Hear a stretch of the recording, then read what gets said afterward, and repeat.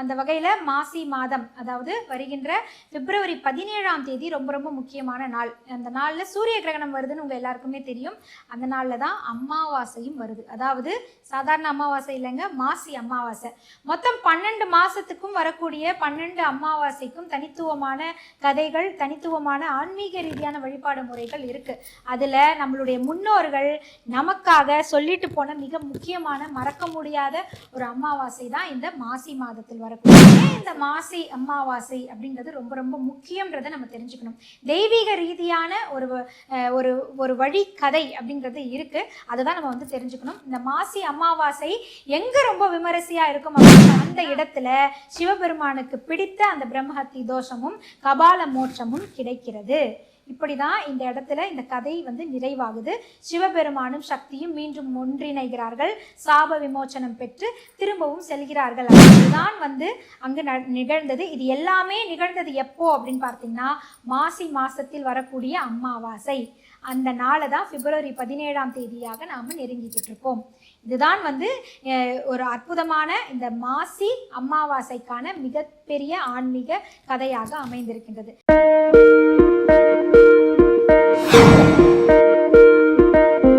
இந்த பதிவை பார்த்துட்டு மறக்காம லைக் அண்ட் ஷேர் பண்ணி சப்ஸ்கிரைப் பண்ணுங்க. ஆர்த்தி விலாக் நேயர்கள் அனைவருக்கும் அன்பார்ந்த வணக்கம்.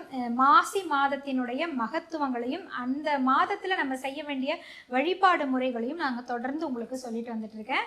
அந்த வகையில் மாசி மாதம், அதாவது வருகின்ற பிப்ரவரி 17ஆம் தேதி ரொம்ப ரொம்ப முக்கியமான நாள். அந்த நாளில் சூரிய கிரகணம் வருதுன்னு உங்கள் எல்லாருக்குமே தெரியும். அந்த நாளில் தான் அமாவாசையும் வருது. அதாவது சாதாரண அமாவாசை இல்லைங்க, மாசி அமாவாசை. மொத்தம் 12 மாதத்துக்கும் வரக்கூடிய 12 அமாவாசைக்கும் தனித்துவமான கதைகள், தனித்துவமான ஆன்மீக ரீதியான வழிபாடு முறைகள் இருக்கு. அதுல நம்மளுடைய முன்னோர்கள் நமக்காக சொல்லிட்டு போன மிக முக்கியமான மறக்க முடியாத ஒரு அமாவாசை தான் இந்த மாசி மாதத்தில் வரக்கூடிய அமாவாசை. முன்னோர்களை கண்டிப்பா அன்றைக்கு நம்ம நினைவில் கொள்ளணும். காலையில அன்றைக்கு வீட்டு வாசல்ல கோலம் போடாதீங்க. காகத்துக்கு கண்டிப்பா வந்து எள் கலந்த உணவு நீங்க நிச்சயமா வைக்கணும். உங்க வீட்டுல யார் மறைந்தாங்களோ அவங்களுக்கு பிடித்த உணவு வகைகளை கண்டிப்பா நீங்க படையலா போடணும். திதி கொடுக்கக்கூடிய வழக்கம் இருக்கிறவங்க நிச்சயமா போய் திதி கொடுக்கணும். அதற்கு முன்பு ஏன் இந்த மாசி அமாவாசை அப்படிங்கிறது ரொம்ப ரொம்ப முக்கியன்றதை நம்ம தெரிஞ்சுக்கணும். தெய்வீக ரீதியான ஒரு வழி கதை அப்படிங்கிறது இருக்கு. அதை தான் நம்ம வந்து தெரிஞ்சுக்கணும். இந்த மாசி அமாவாசை எங்க ரொம்ப விமரிசையா இருக்கும் அப்படின்னு பார்த்தீங்கன்னா, மலையனூர் அப்படின்னு சொல்லக்கூடிய அந்த இடத்துல இருக்கக்கூடிய மலையனூர் அங்காளியே, அங்காள ஈஸ்வரின்னு சொல்லுவோம், அவங்களுக்கு ரொம்ப ரொம்ப விசேஷமா இருக்கும். குறிப்பா சென்னையில இதை வந்து ரொம்ப விமரிசையா வந்து எல்லாருமே கொண்டாடுவாங்க. இந்த மசான கொள்ளைன்னு நம்ம கேள்விப்படுவோம். அன்றைக்கு ரொம்ப வீரியமா இருக்கும் அந்த மசான கொள்ளை. அது ஒரு சிலருக்கு தான் அந்த மசான கொள்ளை போய் பார்க்கக்கூடிய குடும்ப வழக்கம் அப்படின்றது இருக்கும். ஏன்னா அது வந்து நடக்கக்கூடியது வந்து இடுகாட்டுல தான் வந்து நிச்சயமா அது சுடுகாட்டுல தான் நடக்கும். மசான கொள்ளை அப்படின்றது அந்த மயான பூமியில தான் நடக்கும்.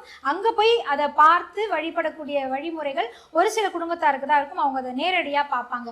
எப்படி இந்த மசான கொள்ளை உருவானது, எப்படி மலையனூர் அங்காளிக்கும் இந்த மாசி மாசத்துல வரக்கூடிய அமாவாசைக்கும் தொடர்பு இருக்கு அப்படிங்கிற அந்த கதையை தான் இன்னைக்கு நம்ம தெரிஞ்சுக்க போறோம். இறைவனுடைய காலகட்டத்தில் பிரம்மாவுக்கும் சிவனுக்கும் இருவருக்குமே வந்து சரிநிகரான 5 தலைகள் தான் இருந்திருக்கு. 2 பேருமே 5 தலைகளோட தான் இருந்திருந்திருக்காங்க.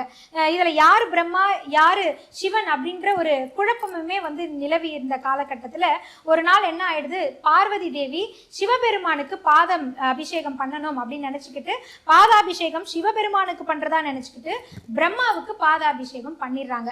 அந்த பாத பூஜை செய்து முடித்து அவங்க நிமிர்ந்து பார்க்கும்பொழுதுதான் அது சிவபெருமான் அல்ல, பிரம்மா தான் இங்க நின்றுட்டு இருக்காரு அப்படின்றத தெரிஞ்சுக்கிட்டு ரொம்ப அவங்களுக்கு வருத்தம் ஆயிடுது. இந்த காட்சியையும் சிவபெருமான் பார்த்துட்டு அமைதியா போயிடுறாரு, அந்த இடத்துல இருந்து நகர்ந்துடுறாரு. ஆனா பார்வதி தேவிக்கு ரொம்ப வருத்தமும் கோபமும் வந்துருது. இந்த வருத்த கோபத்தோட தன்னுடைய கணவர்கிட்ட போய், சிவபெருமான் கிட்ட போய், உங்களுக்கும் 5 தலை இருக்கு, அவருக்கும் 5 தலை இருக்கு, பிரம்மாவுக்கும், நான் நீங்க தான் நினைச்சுக்கிட்டு அவருக்கு நான் பாத பூஜை பண்ணிட்டேன், இந்த பிரச்சனையை தீர்க்கிறதுக்கு வழியே இல்லையா அப்படின்னு சொல்லி அவங்க கேட்குறாங்க. அப்படி இருந்தும் சிவபெருமானுக்கு மேற்கொண்டும் ஒரு கோபம் வருது. உனக்கு தான் வந்து வித்தியாசம் தெரியாம நீ வந்து பாத பூஜை செஞ்சிட்ட, தெரியாம செஞ்சிட்ட, ஆனா பாத பூஜை செய்யறதுக்கு நீ முன் வரும் பொழுது பிரம்மாவாத இது நான் சிவன் அல்ல நான் பிரம்மா அப்படின்றத அவர் சொல்லியிருக்கணும் இல்லையா, அவரும் ஏன் மௌனம் சாதிச்சுட்டாரு அப்படின்ற ஒரு கோபம் வந்துருது. இந்த கோபத்துல என்ன பண்ணிடுறாரு சிவபெருமான், நேரா போய் பிரம்மாவிடம் சண்டையிட்டு பிரம்மாவினுடைய அந்த முகத்தை ஐந்தாவது முகத்தை வந்து அழிச்சிடணும் அப்படின்னு சொல்லிட்டு அந்த முகத்தை தன் கரங்களாலே அழிக்க முயற்சிக்கிறார். அந்த முகம் என்ன ஆயிடுது, அப்படியே கபாலமாக அவருடைய கையில வந்து ஒட்டி கொள்கிறது. இந்த பார்த்த உடனேயே பிரம்மாவினுடைய மனைவியாகிய சரஸ்வதிக்கு ரொம்ப கோபம் வந்துடுது. என் கணவரின் மீது வந்து நீங்க கரம் வைத்தது தவறு அல்லவா, அவர் வந்து சொல்லியிருக்கலாம் அப்படின்னு நீங்க சொல்றீங்க. பார்வதி தேவி தானே பாத பூஜை செய்யறதுக்கு வந்தாங்க. அப்ப பார்வதி தேவி முதல்ல இது வந்து சிவபெருமானா இல்லைன்னா இது பிரம்மதேவனா அப்படின்றத பார்த்துட்டு தானே அவங்க இருந்திருக்கணும். அவங்க கவனச்சிதைவா இருந்துட்டு என் கணவரை நீங்க எப்படி குற்றம் சொல்ல முடியும்? அது மட்டும் இல்லாம குற்றம் மட்டும் சொல்றது இல்லாம அவருடைய 5 தலைகள் உங்களுக்கு நிகர இருக்கு அப்படின்றதுனால ஒரு தலையை நீங்க அழிக்கிறதுக்காக முற்பட்டீங்க. இதை நான் ஒத்துக்கொள்ளவே மாட்டேன் அப்படின்னு சொல்லிட்டு ரொம்ப அவங்களுக்கு கோபம் வந்துடுது. சரஸ்வதி தேவி அவங்க சாபம் விடுறதுக்கு வராங்க. ஏற்கனவே பிரம்மாவினுடைய கபாலத்தை அழிக்க முயற்சி செய்ததுனால சிவபெருமானுக்கு பிரம்மஹத்தி தோஷமும் வந்துடுது. அந்த பிரம்மஹத்தி தோஷம் மட்டும் இல்லாம இந்த கபாலம் உங்களுடைய கையை விட்டு நீங்காம அப்படியே இருக்க கடவை அப்படின்னு சொல்லிட்டு அவங்களுக்கு ஒரு சாபத்தை கொடுத்துட்றாங்க சரஸ்வதி தேவி. அதே மாதிரி பார்வதி ஒரு சாபம் விடுறாங்க.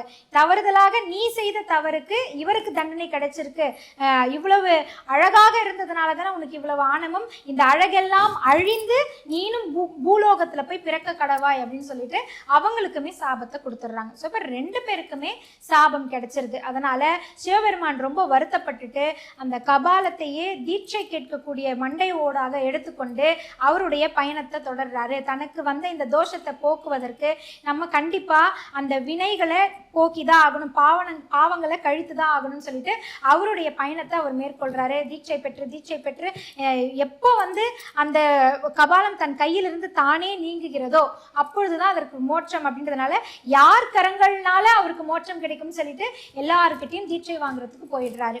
பார்வதி தேவியும் பூலோகத்திற்கு செல்வதற்கு முன்பு தன்னுடைய தம்மையனை சந்திக்கணும், அதாவது நாராயணனிடம் போய் எல்லா விஷயங்களையும் சொல்லி முறையிடுறாங்க. உடனே நாராயணன் வந்து அவங்களுக்கு ஒரு வழியை சொல்றாங்க.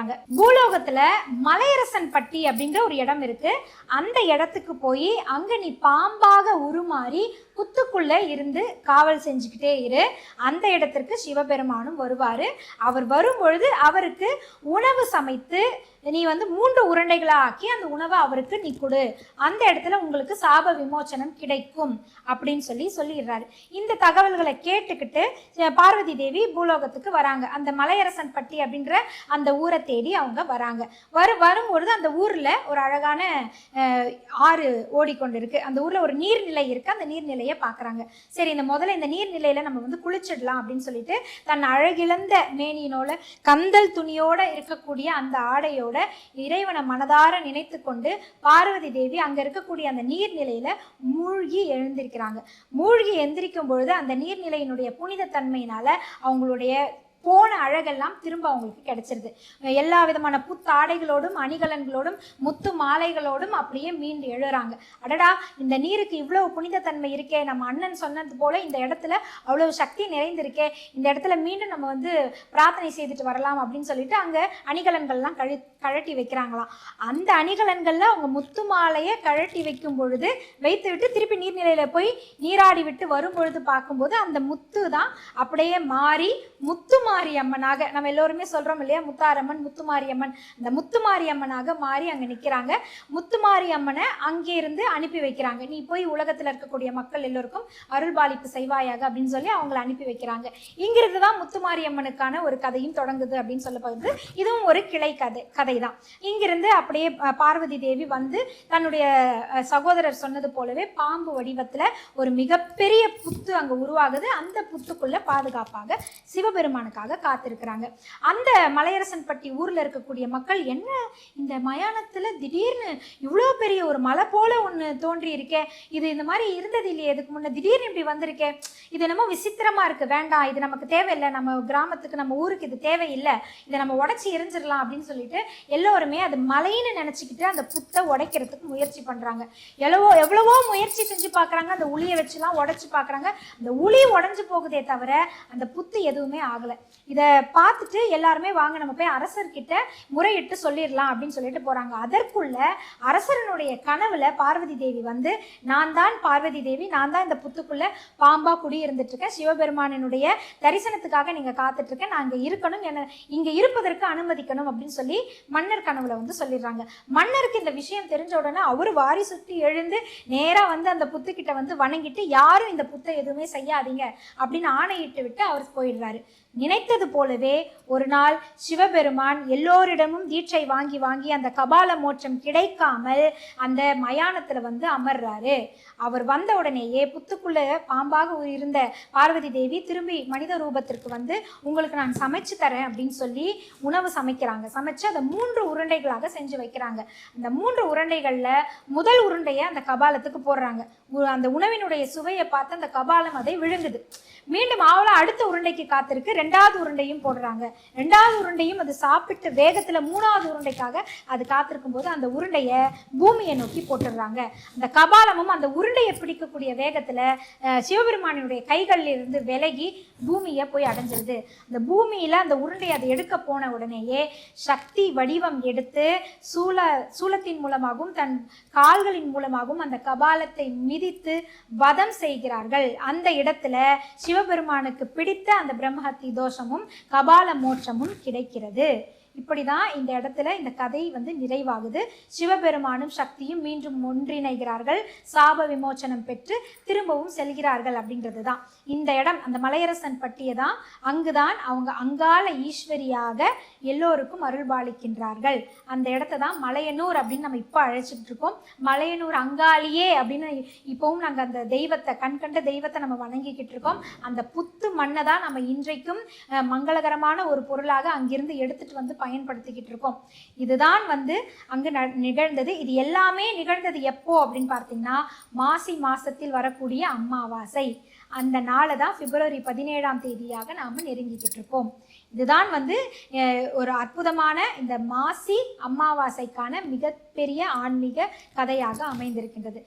ஸோ இதனால தான் இந்த மாசி மாதத்தில் வரக்கூடிய அமாவாசை பித்ருக்களுக்கும் நம்மளுடைய முன்னோர்களுக்கும் மிக முக்கியமான ஒரு நாளாக இருக்குது. காலையில் நீங்கள் செய்ய வேண்டிய தர்ப்பணம் முதல் கொண்டு எல்லா விஷயங்கள், திதிகள் எல்லாமே சரியாக செஞ்சு முடிச்சிடுங்க. படையில் இடக்கூடியவங்க வீட்டில் படையிலிட்டு தீபம் தூபம் காண்பித்து வீட்டு முன்னோர்களை வழிபடுங்க. மாலை நேரத்தில் கோலமிட்டு இறை தரிசனம் மேற்கொள்ளுங்க.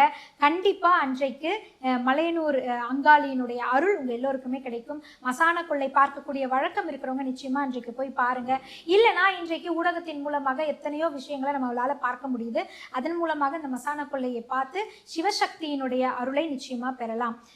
சிவனுக்கே பிரம்ம அத்தி தோஷம் விலகவும் கபால மோட்சத்தை கொடுப்பதற்கானவும் சக்தி ரூபம் எடுத்த ஒரு இடம்தான் அந்த மலையனூர். அதனால தான் அந்த அங்காளிக்கு அவ்வளோ பெரிய மகிமையும் சக்தியும் உண்டு.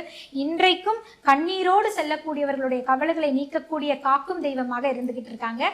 இந்த மாசி அமாவாசையினுடைய சிறப்பை உணர்ந்து எல்லோருமே அந்த நாளை மிகச்சிறப்பான ஒரு நாளாக மேற்கொள்ளணும், வழிபாட மேற்கொள்ளணும்னு நான் கேட்டுக்கிறேன். ஸோ இந்த பதிவு உங்களுக்கு பயனுள்ள பதிவாக இருந்தது அப்படின்னா கண்டிப்பாக உங்களுடைய அன்பை லைக் அண்ட் ஷேர் மூலமாக தெரியப்படுத்துங்க. மறக்காம சப்ஸ்கிரைப் பண்ணுங்க. நன்றி.